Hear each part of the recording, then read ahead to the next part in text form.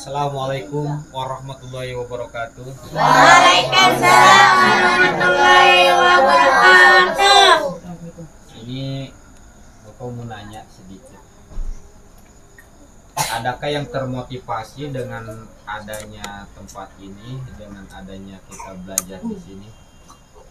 Merasa senang atau bagaimana? Senang. Betah atau enggak? Betah. Merasa jengkel atau enggak? Benar. Ketika Bapak nggak ada, perasaan kalian kayak mana? Gak enak. Kenapa nggak enak? Nggak ada enak. Kan ada itu. Nggak seru. Ada yang kurang kayak Pak. Kenapa? Berarti kamu Kak kurang garam nggak? Garamnya ditambah lagi Bukan sedikit. kurang garam, kalau kakak yang ngajarin kan kakak mah nggak pernah bercanda. Iya, Jadi mereka nggak seru. Good ya. Kalau ayah kan mau marah, oh enggak, ayah mah senyum baik. Kayak kamu kan enggak. Terima kasih. Alhamdulillah untuk anak-anakku semuanya. Bapak di sini mengucapkan ya ribu-ribu terima kasih juga untuk anak-anakku yang mana sudah ingin belajar, karena ya sama Bapak juga masih belajar. Kenapa Bapak sering nggak ada, sama lagi belajar juga Bapak juga seperti itu. Karena ilmu itu tidak ada penutup dan tidak ada kata bisa kita belajar. Terus belajar dan belajar. Selama nyawa masih di kandung badan, kita sifatnya belajar. Di sini Bapak mau bercerita sedikit tentang pengalaman Bapak ya. Kemarin keluar. Jadi ketika dipahamin baik-baik ya. Ketika Bapak menghadiri suatu acara, ya kan? Suatu acara yang dimana di tempat acara itu sangat ramai ya. Sangat ramai. Dan di tempat acara itu ada mengundang salah satu mubalik atau kiai yang cukup ternama. Mengundang kiai yang cukup ternama. Ketika datang, tolong dipahami ya, jadi biar paham juga. Jadi ketika mubaliknya atau kiainya datang itu, semua pada antusias. Antusias itu semua pada datang ya, bersalaman, jadi seneng gitu kan. Antusias melihat, kagum gitu kan. Nah, salaman semuanya sampai cium tangan apa segala macam ya kan. Karena ya mungkin udah ngefans atau ya sangat mencintai, bukan ngefans, sangat mencintai salah satu kiai yang memang kita harus betul-betul ya takdim kepada kiai-kiai kita itu, atau taat ya kan. Dan di satu sisi lagi Bapak melihat ada seseorang yang dimana baru sampai, pakai jas, pecinya itu baru dibuka juga ya kan, tapi tidak ada yang salaman, tiba-tiba duduk aja di situ. Dan singkat cerita ini ya kan, singkat cerita Bapak itu menanyakan kepada warga-warga itu. Karena Bapak ini kan melihat dari postur tubuhnya, dari gelagatnya apanya, beliau ini akhlaknya itu sangat mulia gitu kan, baik. Nah ketika Bapak tanyakan, Bapak ngobrol sama beliau, ternyata beliau ini seorang kiai yang ada di kampung itu. Begitu beliau bercerita kayak gitu, itu Bapak di situ sangat terpukul hati Bapak. Tapi Bapak tidak langsung percaya gitu kan. Jadi bukan dalam arti Bapak seujun enggak. Bapak tanyakan kepada warga-warga yang ada di sekitar situ, ternyata betul.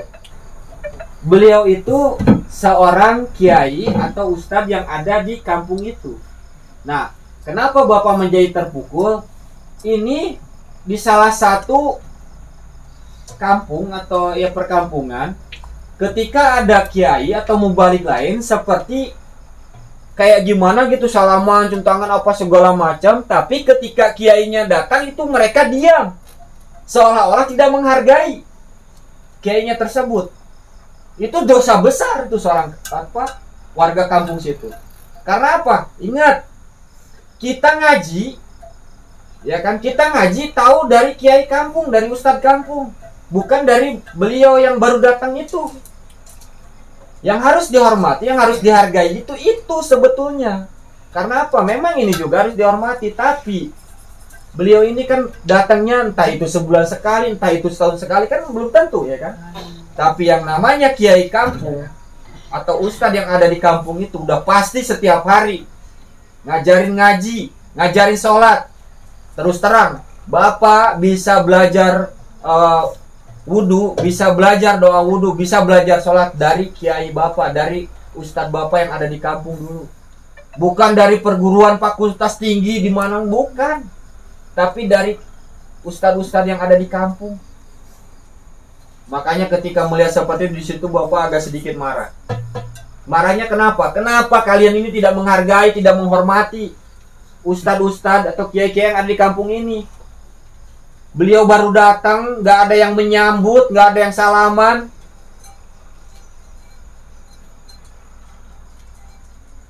Dosa loh, dosa besar itu. Jadi hati-hati ya untuk anak-anakku semuanya di sini. Jadi jaga akhlak kita. Jaga akhlak kita kepada orang tua. Apalagi orang yang dituakan di kampung ini. Ustadz yang ada di kampung ini atau kiai yang ada di kampung ini. Jaga akhlak kita. Jangan pernah seuzon. Ya, walaupun kita mendengar ini itu, kita jangan pernah seuzon. Tahu seuzon? Tahu seuzon? Seuzon itu kita berprasangka buruk atau berprasangka nggak baik atau berprasangka jelek. Sama aja kan? Jadi kita harus husnudzon. Jadi berprasangka baik aja. Karena apa? Kalau tidak ada beliau-beliau itu, nanti ketika keluarga kita atau kita sendiri meninggal, bukan kiai yang jauh yang datang, tapi yang kiai yang ada di kampung ini dulu. Bukan ustadz-ustadz yang jauh, tapi ustadz yang ada di kampung dulu, di kampung kita dulu. Misalkan ini, makanya Bapak marah, Bapak kecewa kepada salah satu acara di sana itu. Kecewanya itu, kenapa kalian ini tidak menghargai? Kenapa kalian ini tidak menghormati ulama-ulama yang ada di kampung ini? Justru malah kalian ini menghormati ulama yang jauh. Memang itu beliau itu ya dihormati bagus. Tapi janganlah kalian seperti itu gitu kan. Yang jauh kalian sambut dengan antusias segitu meriahnya, kalian suntangan apa segala macam, tapi ketika kiai yang ada di sekitaran situ di kampung itu kalian abaikan. Gak ada yang menyambut, gak ada yang memperkenalkan. Seharusnya memperkenalkan.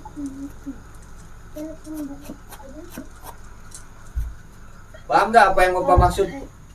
Ini hanya cerita Bapak ya, cerita Bapak yang dimana ketika Bapak keluar kemarin ke sana itu seperti itu. Bapak marah di situ. Di situ marah terus terang. Marahnya ya kayak gitu. Jadi akhlak atau adabnya itu nggak ada. Dosa besar itu. Ya, jadi kita hati-hati, kita jaga akhlak. Makanya kita kalau mau mencari ilmu itu ya utamakan dulu adab kita kepada orang tua, kepada guru-guru kita, ya. Karena ilmu itu kalau bagi Bapak itu nomor sekian lah. Yang nomor satukan itu pertama akhlak aja, adab kita. Kenapa? Itu. Jadi itu pengalaman Bapak itu sepintas seperti itu. Jadi hati-hati ya. hati-hati. Di sini juga kan banyak ya panutan-panutan kita, sesepuh-sesepuh kita. Kita harus takdim, kita harus hormat kepada beliau-beliau. Ya, jangan pernah sesekali kita nggak menghormatinya. Dan ketika ngaji, niat jangan lupa dari rumah. Niatnya apa? Jadi mau menghilangkan kebodohan yang ada di diri kita.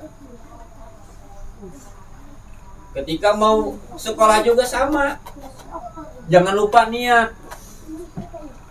Ya. Terus ya intinya Bapak di sini meminta kepada anak-anakku semuanya yang ada di sini, kedepankanlah akhlak. Jadi biar kita tahu dan biar kita paham cara menghormati seseorang. Kalau kita sudah tahu, insya Allah hidup kita tuh enak.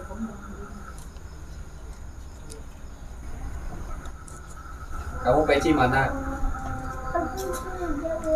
Biasakan ya. Jadi yang rapi. Karena kita ini mau membaca atau mau belajar mengaji. Dan ingat ketika kita lagi belajar terus dan terus belajar. Walaupun kita sampai saat ini ada yang belum bisa, terus saja. Ini Bapak juga ada sedikit cerita ya. Dulu ketika Bapak belajar di salah satu tempat atau pondok, di situ terus terang Bapak beberapa bulan, beberapa tahun gak bisa. Tapi Bapak nggak patah semangat, terus saja belajar. Kadang sering diejek Bapak sama teman-teman Bapak, gak apa-apa. Bapak terus belajar. Dan pada akhirnya ya alhamdulillah sekarang udah bisa lah alif, ba. Sama sekarang juga Bapak masih belajar. Alif-alifan aja belum tamat, bismillah aja belum tamat. Jadi kita di sini itu sama-sama belajar. Tidak ada kata bisa. Kalau anak-anakku di sini semua, Pak, Bapak bisa ini enggak?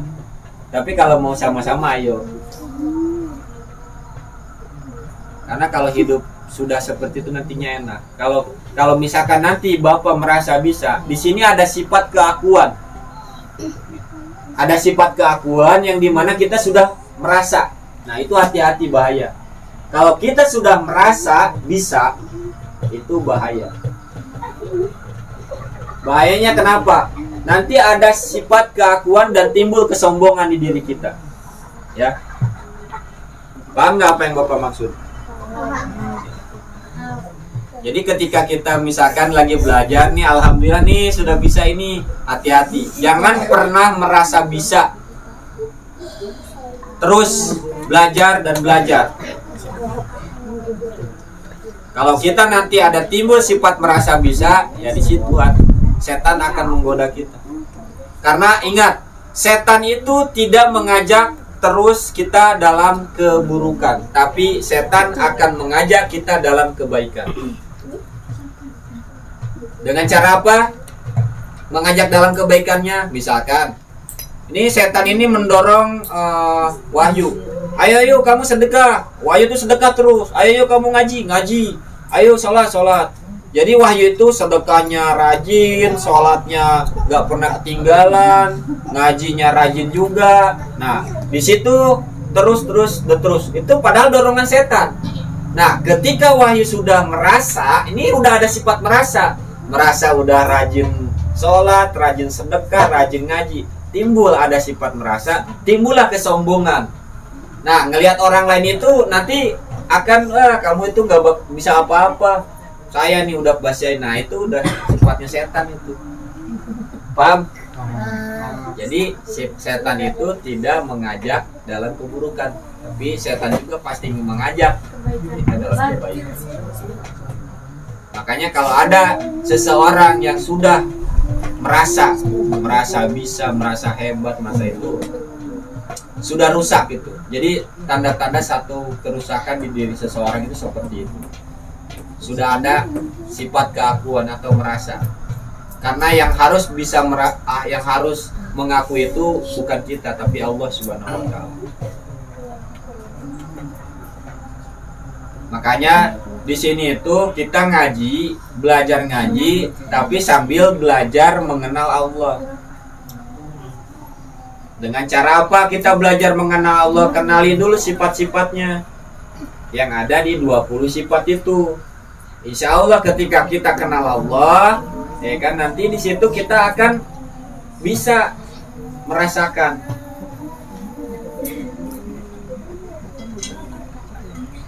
Makanya kan kebanyakan kita ini tahu, banyak yang tahu menceritakan tentang Allah, tapi banyak orang yang tidak tahu tentang Allah. Yang menceritakan tentang Allah banyak, tapi yang tahu tentang Allah itu sedikit. Gitu. Ya. Kamu kenapa sih? Hah? Kok ininya kayak upil-upil itu? Itu lihat tuh. Itu yang di luar siapa masuk? Saya, dia, Iki masuk. Saya. Kalau nggak masuk gesper ngelayang. Oh, wih gesper. Langsung kegancangan dia. Dua. Rizky Sini. mana Rizky? Rizky mah nggak ada. Mana? Di rumah. Sini masuk. Di rumah. Sini, makasih. Duduk. Alah, eta mengolong bapaknya. Duduk ya. Iya. Kamu sini. Duduk di sini.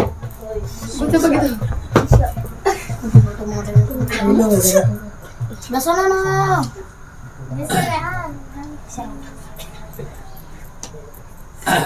Ini dua-duanya yang barusan di luar. Tahu nggak materi apa yang disampaikan Bapak barusan? Coba. Coba. Apa yang disampaikan sama Bapak barusan? Nah itu makanya kita ini belajar itu ketika belum selesai tolong jangan di luar, dipahami dulu. Kamu jangan cengengesan.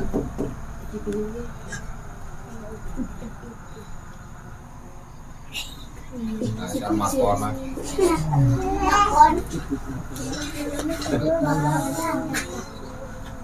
Apa coba? Hah?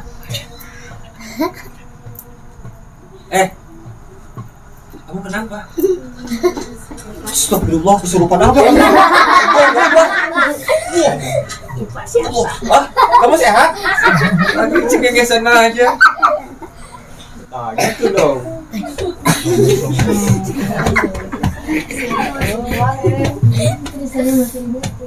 Ya. Jadi ketika ngaji belum selesai, kita usahakan jangan di luar dulu. Dan kita ini ngaji, ini alhamdulillah kita mengaji Al-Quran, tapi bagaimana kita juga bisa mengaji diri. Kalau kita hanya mengaji aja tanpa mengkaji repot. Jadi kita sama-sama, jadi semua biar berjalan. Apa sih? Gitu. Ya. Allahumma rabbana bil Qur'an waj'alhu lana imama wa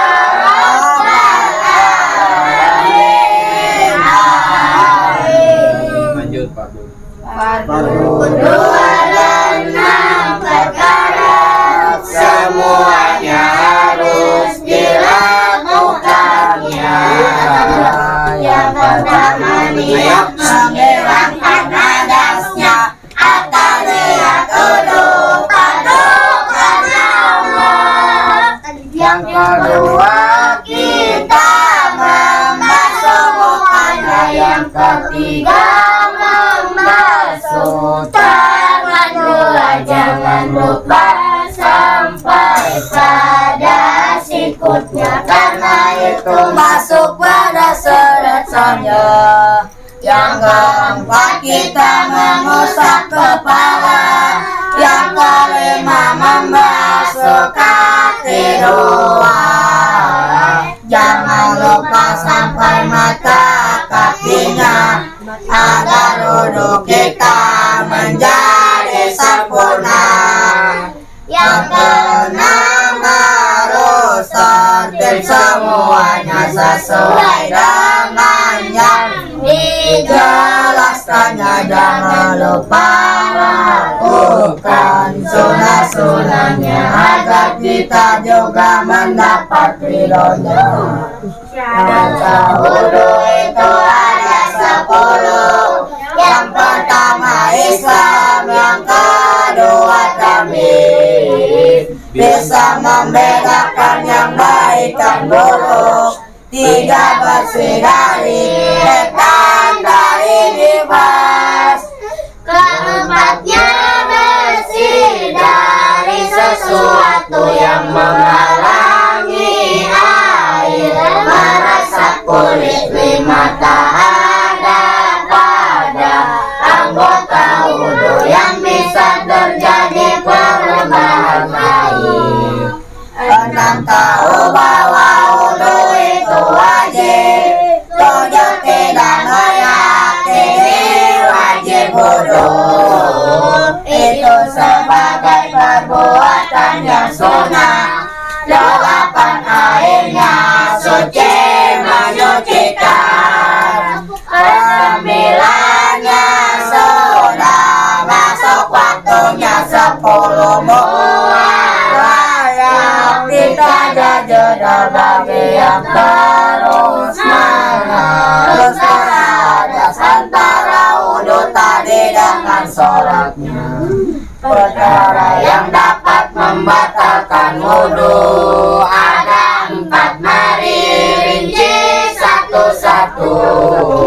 Pertama, apapun yang keluar dari salah satu doa, jalan kubur-kubur, baik kentut ataupun yang lainnya, kecuali keluar dari mani kedua. Hilangnya atau dengan tidur atau hilang atau dengan yang lainnya, kecuali tidurnya orang yang duduk dengan mengumpulkan duduknya di lantai. 3 bersentuhannya kulit lelaki dengan perempuan yang tabir asnabi. 2 bulan haram dan tanpa pembatasan pakaian tubuh. Bulan Adam atau lingkaran tubuh. Lingkaran Adam dengan telapak tangan atau jarinya. Perkara yang dapat membatalkan sholat semuanya ada 14 macam. Sebab adanya hadas kita, baik hadas besar atau kecil saja. 2 kejatuhan najis pada kita, kecuali dibuang tidak terbawa. Yang ketiganya aurat tidak terbuka selain jika langsung ditutupinya. Berkata 2 huruf saja atau 1 dapat dipaham sengaja. Dikarenakan banyak seorang yang sholat walaupun dirinya tidak ada niat. Yang keenam, melakukan sesuatu yang dapat membatalkan puasamu. Yang ketujuhnya 3 kali bergerak secara berturut-turut gerakannya. Kedelapan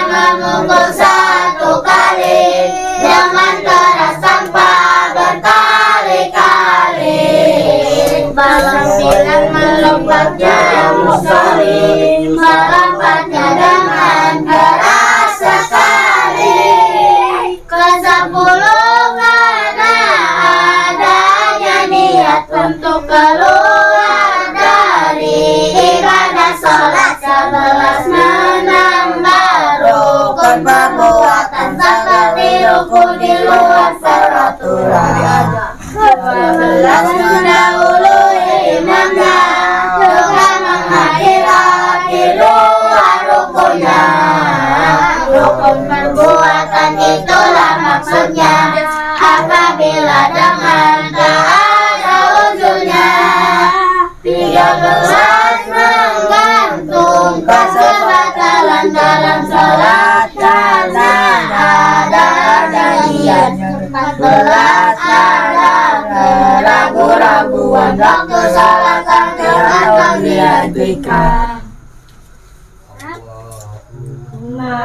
Sholli ala Sayyidina Muhammadin sholatan tafa'u biha amatana wa ta'una ya man amruina roda sayana yakula laukun fayakun.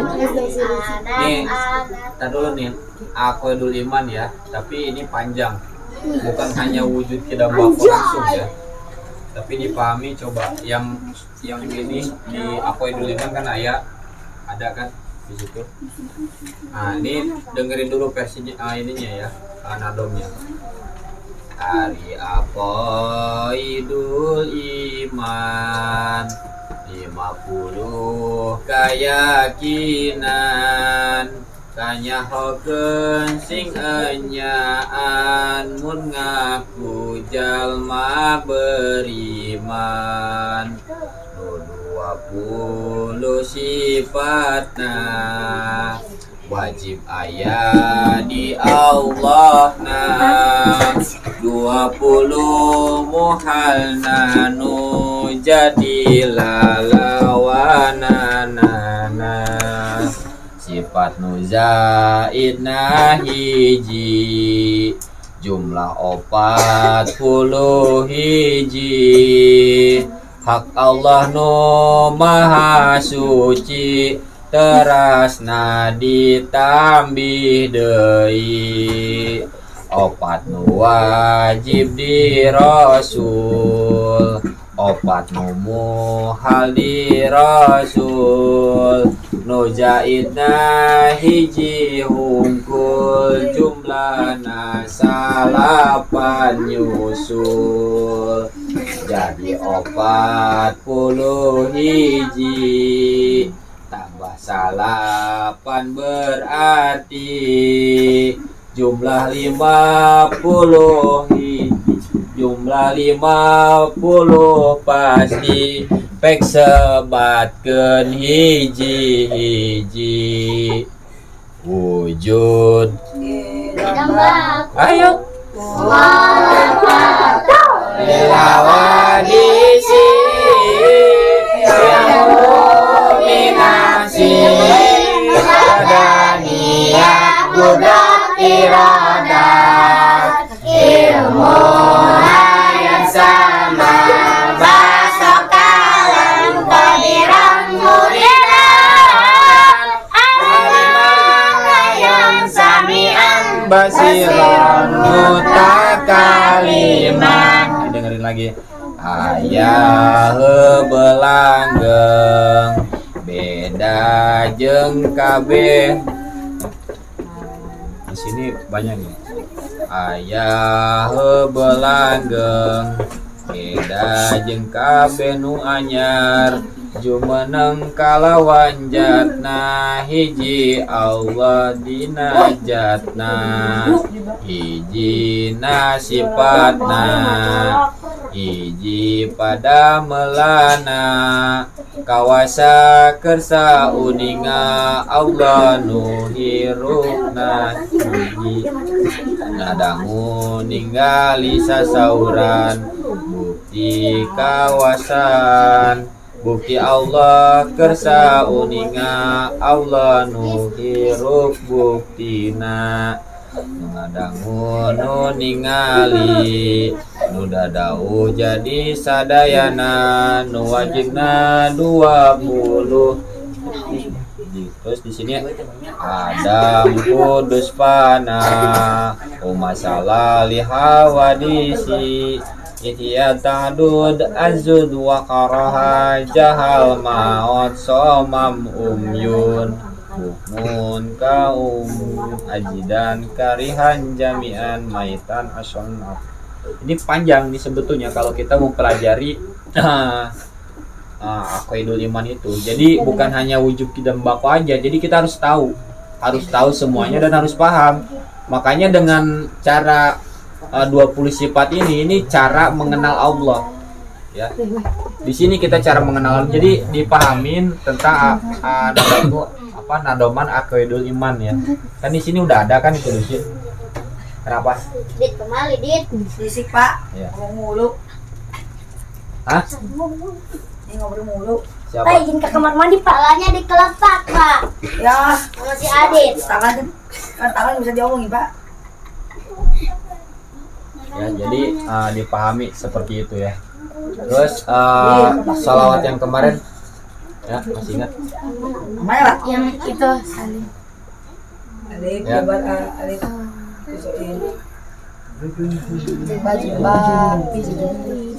Ayo salawat yang kemarin mana? Apa Pak?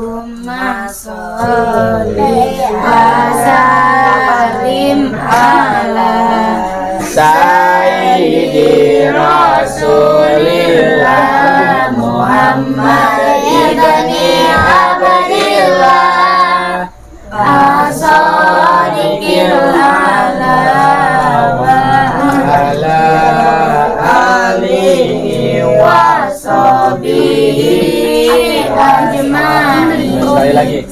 Allahumma shalli wa sallim ala Sayyidi Rasulillah Muhammad ibni Abdillah As-Sadiqil ala wa ala alihi wa sahbihi ajma'in.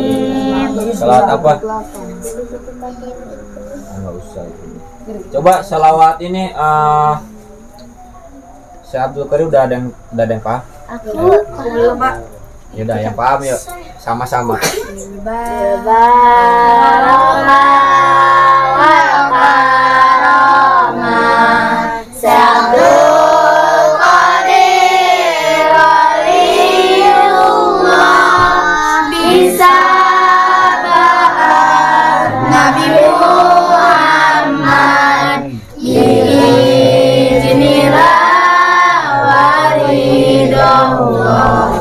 Ini zaman sudah akhir. Jaga iman, jangan tergelincir.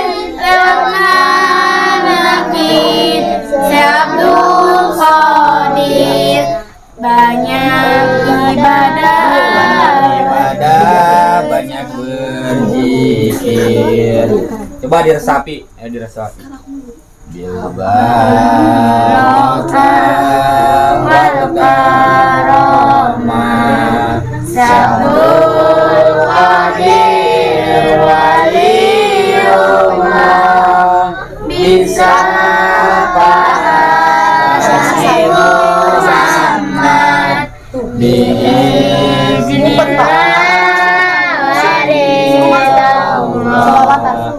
ini zaman sudah akhir.